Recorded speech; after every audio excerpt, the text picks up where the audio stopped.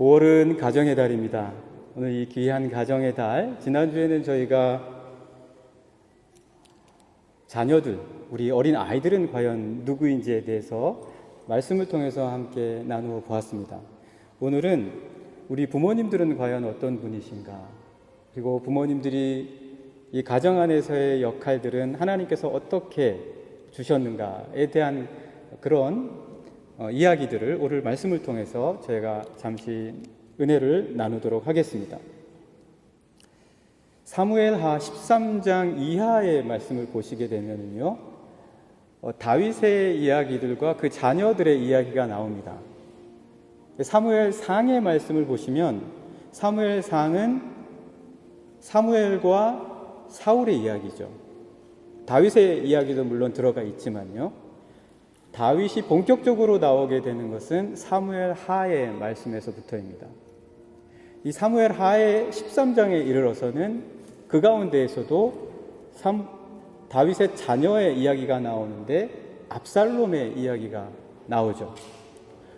압살롬은 정말 외모가 출중하고, 그리고 남자 가운데 남자다운, 성서에서 압살롬에 대한 굉장히 많은 여러 가지 좋은 표현들을 해주고 있는데요, 압살롬이 그만큼 다윗이 아끼기에 충분했다라는 이야기죠. 자신의 자녀 가운데 압살롬을 아끼기에 충분한 자녀였다 때문에 분명히 백성들로부터도 사랑을 많이 받았을 거예요. 백성들로부터도 굉장히 많은 사랑을 풍성히 받았다. 그게 압살롬이었습니다. 그런데 말씀을 읽다 보면 압살롬에게 굉장히 큰 시련이 닥칩니다. 압살롬의 누이였던 다말이 이복 형제였던 암논에게 욕을 당하게 되죠. 그렇게 큰 엄청난 일을 당할 때 이 압살롬의 마음이 어땠는지는 우리가 설명하지 않아도 다 아실 거예요. 아마 처음에는 그래서 이 압살롬이 이 암논에 대한 적개심이 굉장했을 거예요. 그런데 이 압살롬이 암논에 대한 적개심이 점점 이상한 방향으로 흘러갑니다. 그 적개심이 암논에게 멈추지 않고 다윗에게로 흘러가죠. 아버지 다윗에게로 흘러갑니다. 왜냐하면 아버지 다윗이 아무것도 안 하는 거예요. 아버지가 뭔가를 해주기를 바랬죠. 그런데 아무것도 안 하는 모습을 보면서 이 압살롬의 적개심이 암논에게 멈추는 것이 아니라 아버지 다윗에게로 흘러가게 됩니다. 그래서 이 압살롬이 결국에는 암논을 죽이고, 그리고 피하게 됩니다. 자신의 생명을 유지하기 위해서 피하게 되죠. 그래서 이스라엘 땅 가운데 그술 땅이라고 이방 민족들이 살던 곳으로 잠시 몸을 피하는데, 그곳에서 있은 지 3년이 지나는데, 그렇게 된 상황이라면 아무래도 상황이 뭔가 시간이 흐르면 상처가 아물고 치유가 돼야 되는데 치유가 되지 않고 오히려 더 커지는 거예요. 왜냐하면 역시 아버지 다윗이 압살롬에게 아무것도 안 하는 거예요. 가서 데리고 온다든지 아니면은 누군가를 보내서 용서를 한다든지 어떤 이런 게 아무것도 없었던 거예요. 그래서 결국 그 부하 장수들 가운데 요압에 의해서 이 압살롬이 그술 땅에서 3년 만에 돌아오게 됩니다. 예루살렘에 왔죠. 그런데 이 예루살렘에 오고 나서도 이 걷잡을 수 없는 이 관계의 회복이 깨어지고 더 심각해지는 거예요. 왜냐하면 그때도 역시 2년 동안 아버지 다윗이 압살롬을 만나주지를 않는 거예요. 만나주지를 않아요. 총 아버지를 못 본 시간이 5년이 지났어요. 그 사이에 압살롬은 결심을 합니다. 그래서 결국 일어났던 일이 압살롬의 반역이고, 그로 인해서 다윗은 예루살렘을 떠나서 절대절명의 위기에 빠지게 됩니다. 이런 모든 것에서 압살롬의 상황이 굉장히 이해가 돼요. 뭔가를 기대했죠. 아버지로서의 어떤 역할을 원했을 수도 있습니다. 그런데 그것이 제대로 이루어지지 않았을 때 분노했고, 부당하다고 여겼고, 옳지 않다고 생각을 하게 되었어요. 그런데 이것은 극단적인 하나의 성서 안 속에 있었던 예의일 수는 있지만, 크고 작은 일들이 부모와 자녀 간의 관계 속에서 똑같이 일어날 수 있다는 거예요. 저도 마찬가지예요. 저도 어린 시절, 학창 시절 지내오면서 저희 부모님에게 부당하다고 생각했던 적이 많이 있었어요. 그리고 그거는 현재 진행형일 수도 있어요. 이거는 옳지 못하다. 이거는 억울하다. 이거는 잘못됐다. 그런데 오늘 성서의 말씀을 잘 보면 다윗도 이해가 돼요. 아무것도 할 수 없었던 다윗. 무언가를 하기에는 다윗이 할 수 있는 게 없는 거예요. 다 사랑하는 자녀예요. 다 사랑하는 아들, 딸들이에요. 그 자녀들 간에 벌어지는 일들 속에서 다윗이 무언가를 할 수 있다면 그거는 아마 참고 인내하면서 조용히 그 자리에 있는 것일지도 몰라요. 이런 참으로 이 안타까운 이 삶의 현장 속에서 우리는 과연 부모란 누구인가라고 다시 한번 생각해 보게 됩니다. 우리는 늘 어버이의 날이 되거나 그리고 그 주일이 되면 부모님을 생각하면서 부모님께 잘해야 되겠다라는 이야기들과 생각들과 다짐들을 많이 해보게 됩니다. 그런데 실제는 우리 실제의 삶에서는 갈등하고 많이 부딪히고 섭섭하고 서운한 게 있어요. 그런데 이 부모라는 것이요, 이 부모님이다라고 하는 이 부모님, 이 루뱅 대학, 여기 벨기에 있죠? 벨기에 루뱅 대학의 미콜라이 작 그리고 이사벨 로스캄 교수님이 우리가 이미 잘 아는 이야기지만 너무나 분명하게 우리에게 제시해 주셨어요. 뭐냐면 완벽한 부모는 없다. 아무래도 압살롬은 다윗에게 너무 완벽한 다윗을 원했던 것 같아요. 그러나 완벽한 부모는 없어요. 만약 우리가 부모님에게 완벽한 것을 원한다면 그 실망감은 굉장히 클 거예요. 완벽한 부모는 없다라고 얘기했을 뿐만 아니라 또 이렇게까지 얘기했어요. 이 교수님들이요. 모든 것을 다 하려 하지 마라. 모든 것을 다 하려고 할 경우에는 오히려 부모 번아웃에 빠지게 된다. 왜냐하면 기본적으로 부모가 모든 것을 다 해줄 수는 없기 때문이에요. 기본적으로 부모가 모든 것을 다 해줄 수는 없어요. 그렇게 하려다가는 스스로 번아웃에 빠져요. 아니, 심지어 이렇게까지 얘기했어요. 완벽한 부모가 있다면 그건 해로운 부모다. 완벽한 부모가 있다면 그건 해로운 부모다. 왜냐하면 얼마나 자녀를 힘들게 하겠어요. 얼마나 자녀를 더 완벽하게 만들려고 하겠어요. 그래서 이 미콜라이 작 그리고 이사벨 로스캄 교수님이 이런 이야기들을 해줬는데 우리가 굉장히 좀 가슴 깊이 새겨보아야 될 말씀입니다. 오늘 우리 받은 말씀도 그래요. 1절의 말씀과 2절의 말씀을 보시면요, 자녀들아 주 안에서 너희 부모에게 순종하라. 이것이 옳으니라. 내 아버지와 어머니를 공경하라. 이것은 약속이 있는 첫 계명이다. 이 말씀을 잘 보시면은요, 보카티브와 임페라티브. 보카티브는 뭐죠? 보카티브는 부르는 거예요. 부르는 거예요. 1절의 말씀이 그렇잖아요. 자녀들아, 이렇게 부르는 거예요. 자녀들아. 그리고 임페라티브는 뭐죠? 명령이잖아요. 순종해라, 공경해라. 부모와 자녀의 관계는 이 두 가지가 없으면 안 돼요. 부모와 자녀의 관계에는 보카티브와 임페라티브가 없으면 안 된다는 얘기예요. 불러줘야 돼요. 내 자녀를 사랑하는 이름으로 부르고 만져주고 위로해주고 격려해주고 품에 안아줘야 돼요. 사랑하고 감싸주고 안아주는 것은 아무리 많이 해도 아깝지 않아요.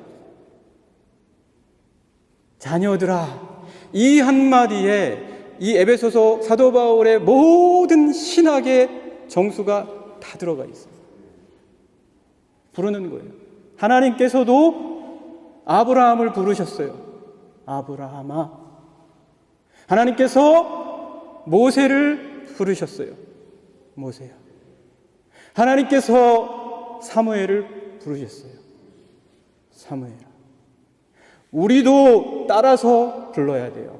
내 사랑하는 자녀들에게 정말 부르고 싶지 않은 상황에 있다 할지라도 불러줘야 돼요. 그리고 임페라티브, 명령할 수 있어야 돼요. 이 명령에 대해서는 제가 마지막 부분에 더 말씀을 드리도록 하겠습니다. 그러나 분명히 이 명령의 관계가 있어야지. 하지만 부름과 함께 있어야 돼요.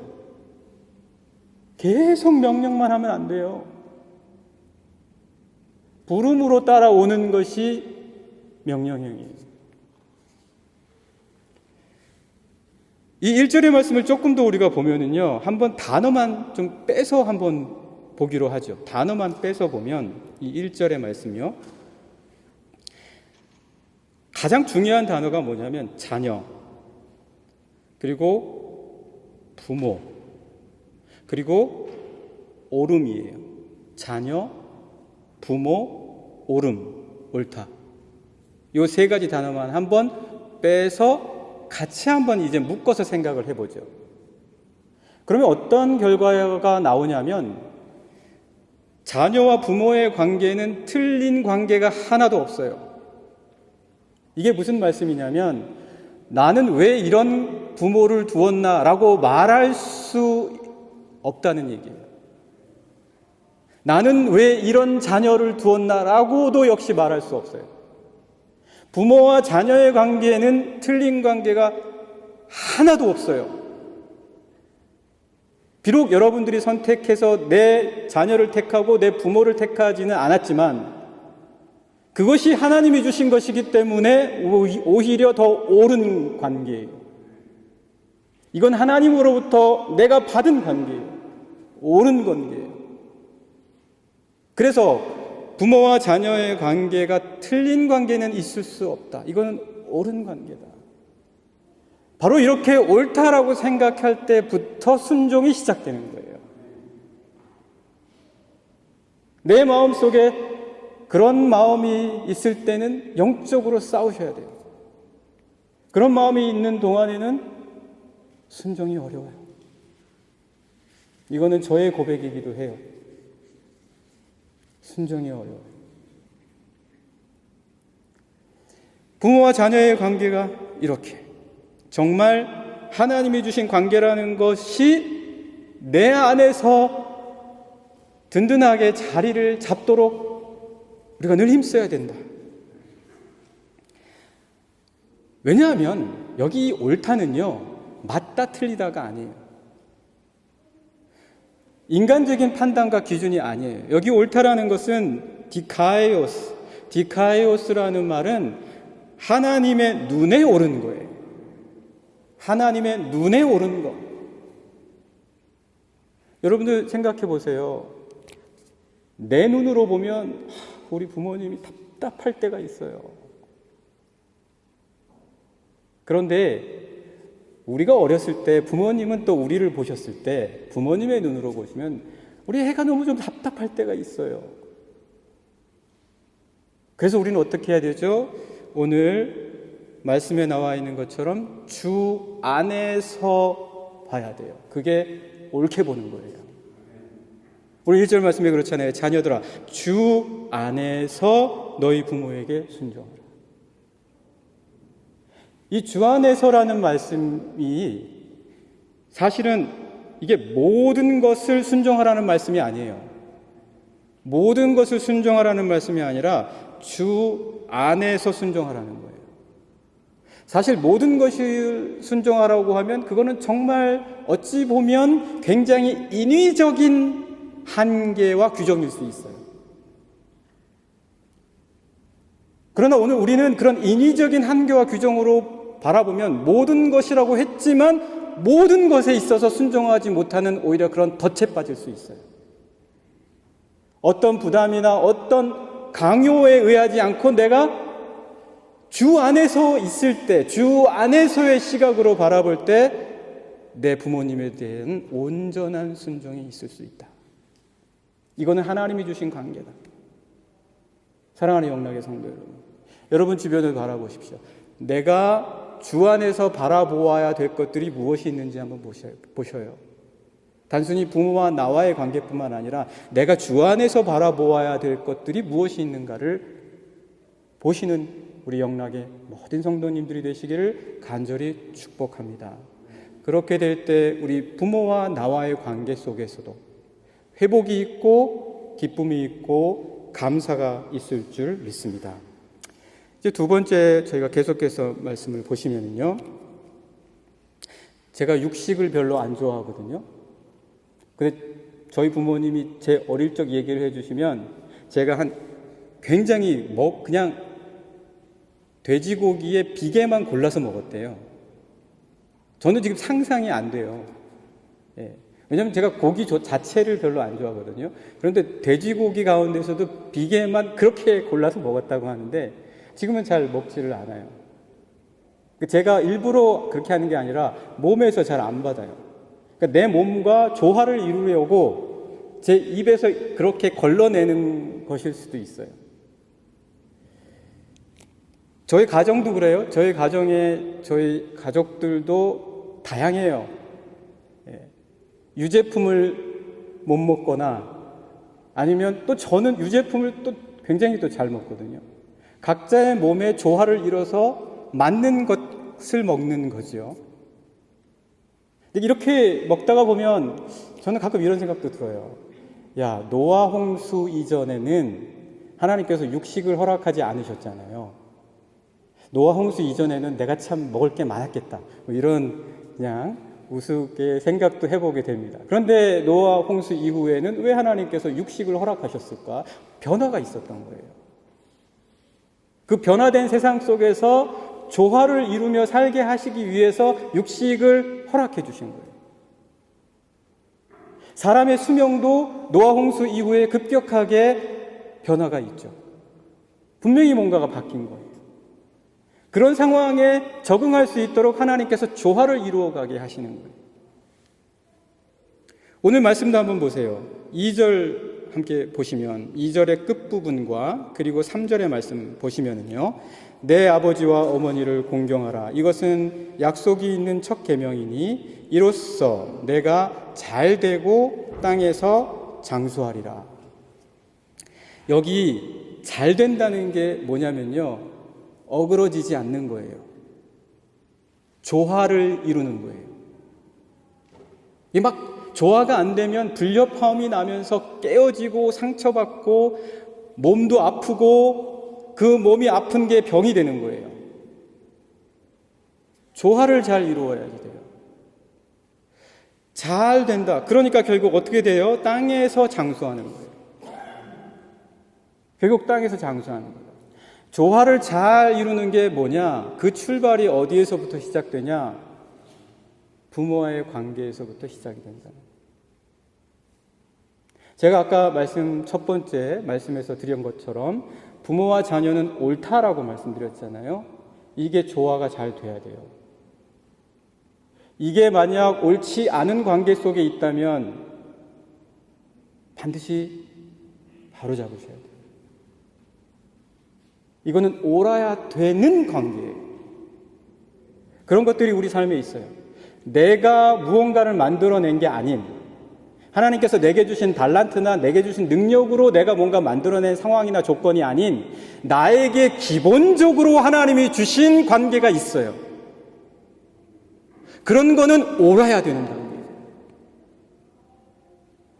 그것이 어그러져 있다면 그것은 반드시 바로잡아야 돼요. 그거는 옳아야만 되는 것이에요. 그거는 조화를 이루어야 되는 거예요. 잘 된다는 말이 그 말이에요. 조화를 이루어야지 돼요. 결국 그것이 땅에서 장수하게 된다라는 결과로 이어지는 거예요. 여기 땅이라는 말이 있다는 것을 여러분 꼭 기억하세요. 이거 영적으로 해석하면 되지가 아니에요. 땅이에요, 땅. 하늘에서 잘 될 것이다가 아니라, 죽은 다음에 잘 될 것이다가 아니라 이 땅에서 잘 되는 거예요. 내가 지금 발을 딛고 사는 바로 이 삶의 현장에서 잘 된다는 얘기예요. 이 말씀은 사실 출애굽기 20장에 나온 10계명의 5번째 계명이에요.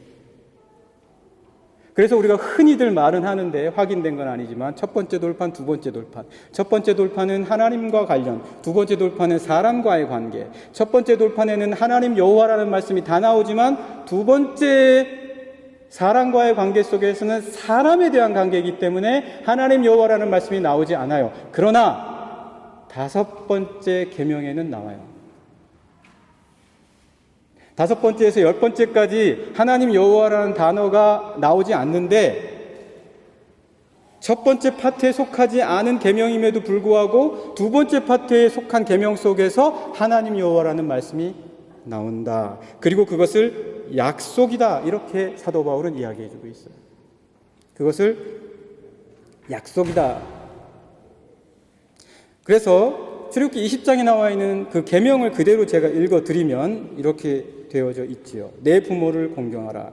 그리하면 내 하나님 여호와가 내게 준 땅에서 내 생명이 길리라. 여기 이 말씀을 한번 잘 주목해 보세요. 내 하나님 여호와가 내게 준 땅이에요. 내가 아무리 승승장구할지 모르겠어요. 모든 일들이 다 잘 될지 모르겠어요. 그러나 하나님 여호와가 주신 부분에 있어서는 달라져요. 하나님 여호와께서 허락하신 그 삶의 현장과 하나님 여호와께서 주신 가치와 그리고 하나님 여호와께서 우리에게 부여하신 그러한 상황과 조건을 그래서 우리는 조화롭게 만들어 가야 할, 지켜가야 할 사명과 책임이 우리에게 있어요. 여기서부터 시작하는 거예요. 무엇이 잘못되어 있으면 항상 아이들은 어디로 가죠?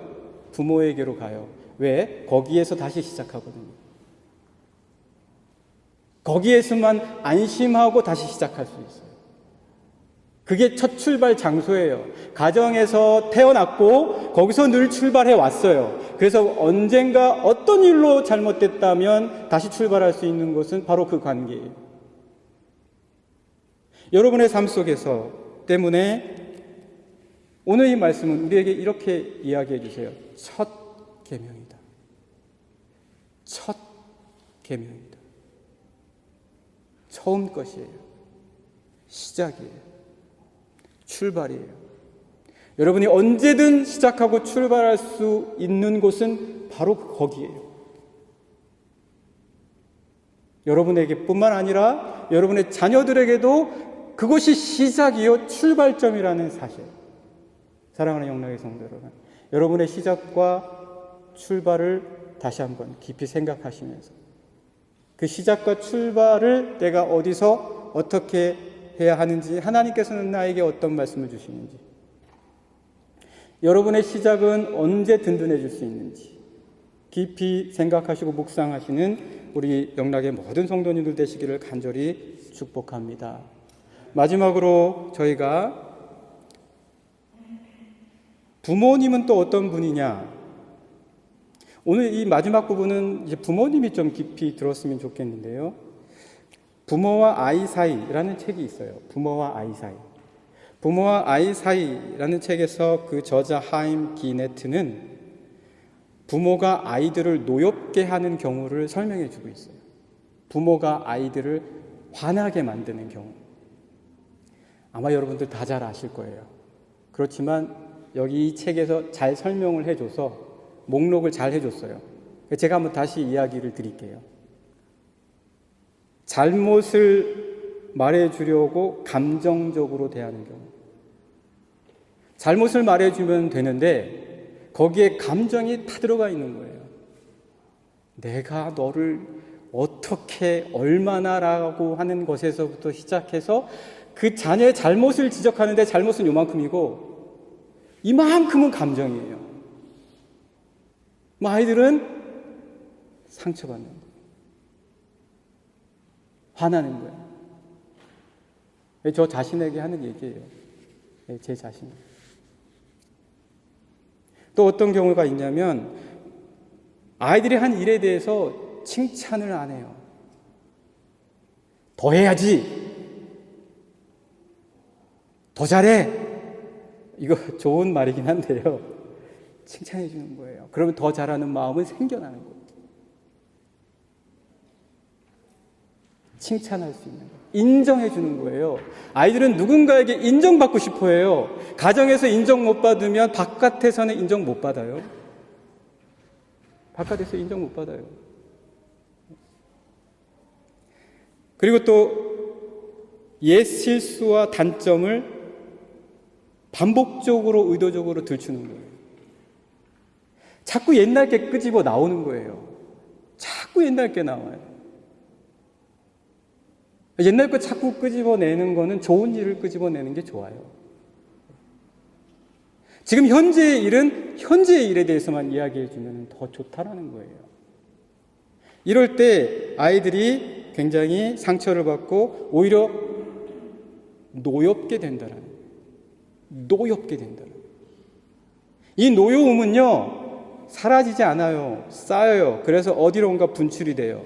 집안에서는 화도 안 내고 잘 자라는 것 같지만 어디론가는 반드시 그 노가 터져나오게 되어 있더라고요. 그러면서 이 하임 기네트는 뭐라고 얘기하냐면 감정은 반드시 어우러 만져줘야 된다는 거예요. 감정은 반드시 만져주면서 행동을 고쳐줘야 된다. 감정을 만져주면서 행동만, 감정은 치유됨이 없이 행동만 하면 노여움만 쌓인다. 그리고 아이의 인격을 배려하면서 자신이 말하려는 것을 관철해야 된다.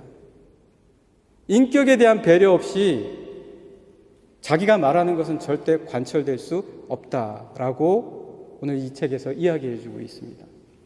자, 오늘 그러면 주신 성서의 말씀을 갖고 같이 한번 생각해 보시죠. 4절에서는 이렇게 얘기하고 있어요.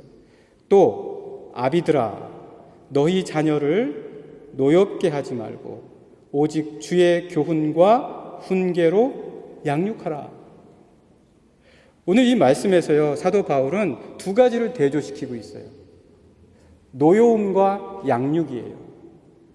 내가 양육한다라고 하면서 노여움으로 끝이 나면 양육이 안 돼요. 양육은 양육으로 끝이 나야 돼요. 노여움으로 끝이 나면 안 된다.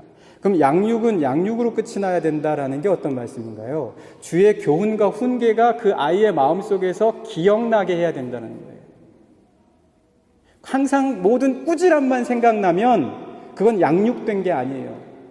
꾸지람 안 받으려고 피하거나 감추기 마련이에요.